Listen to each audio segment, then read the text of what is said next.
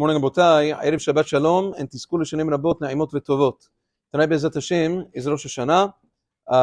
As we said yesterday, there are certain laws that are different, laws and customs that are different this year, because Rosh Hashanah, the first night, falls out on Shabbat.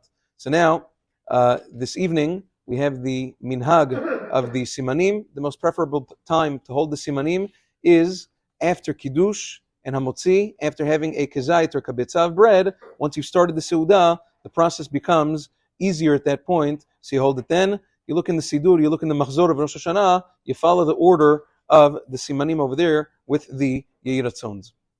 Don't forget that tonight, as opposed to other yamim tovim, when it is permissible to light nerot yom tov right before Kiddush, that obviously is not the case tonight, because tonight is Shabbat, so a person has to, whoever's lighting the candle should light them the regular time, about 20 minutes or so before Shki'ah, in order to avoid Chas v'Shalom, Chilul Shabbat. On the flip side, tomorrow night, it's a little bit different. Candle lighting tomorrow night is a little bit different, in that you have to wait for Motza'ei Shabbat.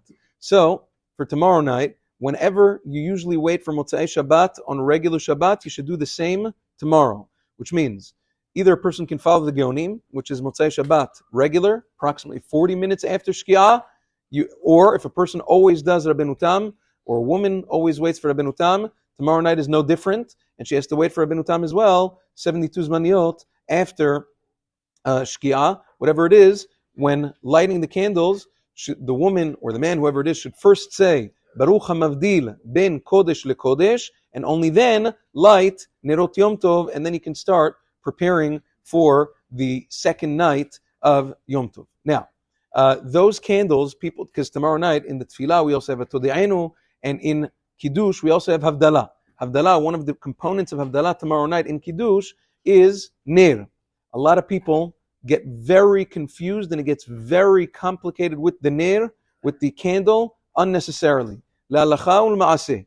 You can stand, as you're making Kiddush, stand next to the Nerot Yom Tov. You don't have to light another candle. You don't have to put out another candle. You put out another candle, it's an Isur. A lot of people do like that. They use matches and then they put it out inadvertently. It's Isur Kibui B'Yom Tov.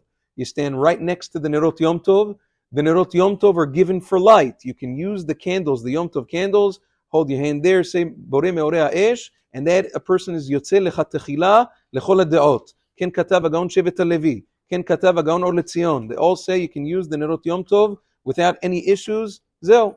Now, also, person should remember that on the second day of Rosh Hashanah, we also have Tki'at Shofar. Unfortunately, we don't have it on the first day this year, but the second day we have it.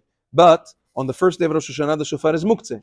So a person has to make sure not to bring it or carry it tomorrow. Forget about blowing. The shofar is muktzeh tomorrow on Shabbat. So that is with regards to that. Also, with regards to tashlich, I know there's a lot of controversy, but the poskim are clear. La'alacha ul-ma'aseh. If a person is in a place without an issue of an iruv, which means a person has an iruv and he would carry any other Shabbat, whatever it is, iruv kasher, kadat v'chadin, there's absolutely zero concern of saying tashlich b'Shabbat.